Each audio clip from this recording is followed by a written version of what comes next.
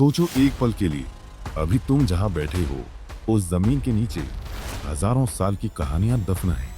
वो लोग जो तुमसे पहले यहाँ थे, उनके पास न स्मार्टफोन था, न घर था, न कपड़े थे। सिर्फ एक चीज थी, आग।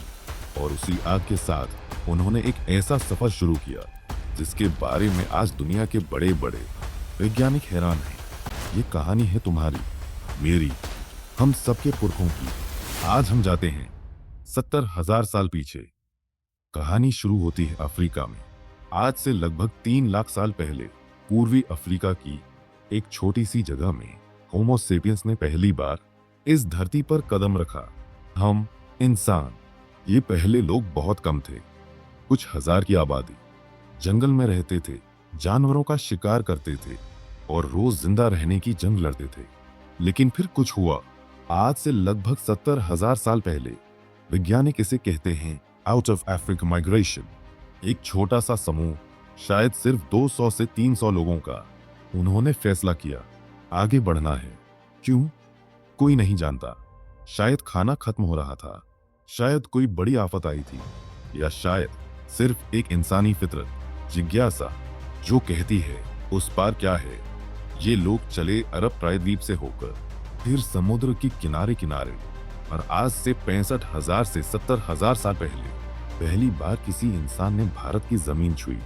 सोच के देखो, वो पहला कदम, वो पहली नजर, इस धरती को देखते हुए जहां आज 1 अरब 40 करोड़ लोग रहते हैं। वो एक कदम, वहीं से शुरू होती है भारत की पूरी कहानी। लेकिन ये भारत 70,000 साल पहले का भारत बिल्कुल अलग था। आज जो तुम देखते हो, शहर, सड़कें, इमारतें, कुछ भी नहीं था, सिर्फ जंगल था। और क्या जंगल! हिमालय के नीचे से लेकर दक्षिणी छोर तक पूरा उपमहाद्वीप एक घना जंगली अनछुआ जंगल था, आज के अमेज़न रेन फॉरेस्ट से भी ज्यादा घना। और इस जंगल में रहते थे जानवर जो आज एग्जिस्ट नहीं करते। वुली मैमल्स, हाथी से बड़े, बालों से ढके, विशाल हिरण जिनका एक सींग 3 मीटर चौड़ा था, और सबसे खतरनाक सेबर टूथ टाइगर्स जिनके दांत आज के बाघ से भी बड़े थे। और इन सब के बीच में वो छोटे, कमजोर, नंगे इंसान। कोई हथियार नहीं, कोई टेक्नोलॉजी नहीं, सिर्फ दिमाग। और साथ ये लोग पत्थर के औजार बनाते थे, पत्थर को पत्थर से तोड़ के। आज वैज्ञानिक इन्हें कहते हैं पैलियोलिथिक टूल्स। और ये औजार भारत में हजारों जगह मिले हैं, तमिलनाडु से लेकर उत्तर प्रदेश तक। मतलब ये लोग पूरे भारत में फैल गए थे, समुद्र किनारे से जंगल में, जंगल से नदी के किनारे, नदी से पहाड़ तक। ये भारत के पहले बसने वाले थे, तुम्हारे और मेरे असली पुरखे। अब सोचो, उनकी जिंदगी के एक दिन में सुबह होती है, सूरज उगता है, और समूह के सबसे ताकतवर लोग उठते हैं। आज का काम खाना ढूंढना। ये लोग हंटर गैदरर्स थे, मतलब खेती नहीं करते थे, कोई परमानेंट घर नहीं था। जहां खाना मिलता वहां रहते, खाना खत्म आगे बढ़ते। और ये सिर्फ मर्द का काम नहीं था, औरतें इक्वली इंपॉर्टेंट थीं। वो जानती थी कौन सी पत्ती जहरीली है, कौन सी जड़ी बूटी बीमार को ठीक करती है, कहाँ पानी मिलेगा। उनका ज्ञान आज के बेहतरीन डॉक्टर्स से भी ज्यादा प्रैक्टिकल था। रात सबसे खतरनाक वक्त था। आग सिर्फ एक चीज थी जो उन्हें बचाती थी।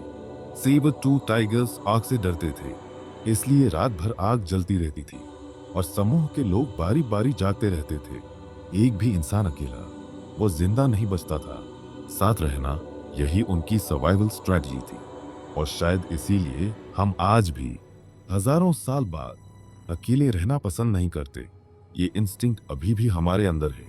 और रातों को जब सब सो जाते थे, कुछ लोग आसमान देखते थे, तारे, चांद, सूरज, और उन्हें लगता था इन सबके पीछे कोई ताकत है, कोई बड़ी शक्ति।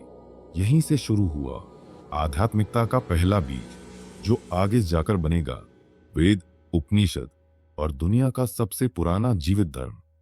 और अब हम आते हैं इस पूरी कहानी के सबसे इनक्रेडिबल हिस्से पर। मध्य प्रदेश, भोपाल से 45 किलोमीटर दूर एक जगह है भीमबेटका। ये एक यूनेस्को वर्ल्ड हेरिटेज साइट है, लेकिन ये सिर्फ एक टूरिस्ट स्पॉट नहीं है, ये एक टाइम मशीन है। इन गुफाओं की दीवारों पर आज भी पेंटिंग्स हैं और ये पेंटिंग्स वैज्ञानिकों ने कार्बन डेटिंग से कंफर्म किया है। 30,000 साल से भी पुरानी है। सोच के देखो, 30,000 साल इन पेंटिंग्स में हैं। जानवर, बाइसन, हिरण, हाथी जो उस वक्त यहाँ रहते थे, शिकार के दृश्य, इंसान और जानवर की जिंदगी और मौत की जंग, नाचते हुए लोग, मतलब सेलिब्रेशंस, रिचुअल्स, परंपराएं और सबसे इमोशनल हाथ के निशान। किसी ने दीवार पर हाथ रखा और उसके चारों तरफ रंग लगाया। वो हाथ का निशान, वो कोई 30,000 साल पहले एक इंसान ने सोचा, मैं यहाँ था, मैं एग्जिस्ट करता था, मुझे याद रखो। क्या ये फील नहीं होता? एक कनेक्शन। वो हाथ, तुम्हारा हाथ, सेम शेप, सेम लाइंस। 30,000 साल का फर्क, लेकिन एक ही इंसान। भीमबेटका प्रूफ करता है भारत में इंसान सिर्फ रहते नहीं थे, वो सोचते थे, फील करते थे, आर्ट क्रिएट करते थे। और ये सिर्फ एक गुफा नहीं है। भीमबेटका में 700 से ज्यादा गुफाएं हैं, जिनमें से 400 में पेंटिंग्स हैं। अलग अलग युगों की सबसे पुरानी पेंटिंग्स 30,000 साल पुरानी, सबसे नई सिर्फ 1,500 साल पुरानी। एक ही जगह 30,000 साल की कॉन्टिन्यूटी, ये भारत की पहचान है। ये कॉन्टिन्यूटी, ये धागा जो कभी टूटा नहीं और फिर धीरे धीरे कुछ बदलने लगा। आज से लगभग 12,000 साल पहले आखिरी आइस एज खत्म हुआ, जलवायु गर्म हुई, नदियों में पानी बढ़ा, जंगल और घने हो गए और इंसान ने डिस्कवर किया एक रेवोल्यूशनरी चीज, खेती। अगर तुम बीज जमीन में डालो तो कुछ महीनों बाद खाना उगता है। तुम एक जगह रह सकते हो, तुम्हें बार बार भागना नहीं पड़ता। और इसी डिस्कवरी ने बदला सब कुछ। लोग एक जगह रुकने लगे, घर बनाने लगे, एक दूसरे के साथ व्यापार करने लगे, समाज बनाने लगे, नेता बनाने लगे, नियम बनाने लगे। 70,000 साल का वो सफर, जंगल से लेकर बस्ती तक, वो पूरा सफर एक चीज की तरफ जा रहा था, सभ्यता। और भारत की नदियों के किनारे, सिंधु, गंगा, सरस्वती, यहाँ पर वो लोग इकट्ठे होने लगे जो दुनिया की सबसे एडवांस्ड सिविलाइजेशन बनाने वाले थे।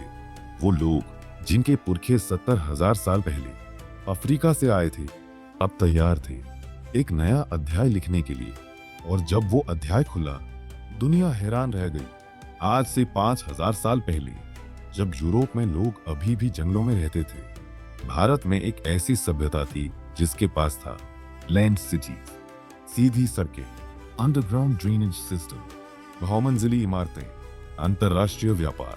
ये थी सिंधु घाटी सभ्यता, दुनिया की सबसे एडवांस्ड और सबसे मिस्टीरियस सभ्यता, जिनकी भाषा आज तक कोई नहीं पढ़ पाया, जिनके बारे में आज भी वैज्ञानिक एकमत नहीं है, और जो एक दिन लिटरली गायब हो गई।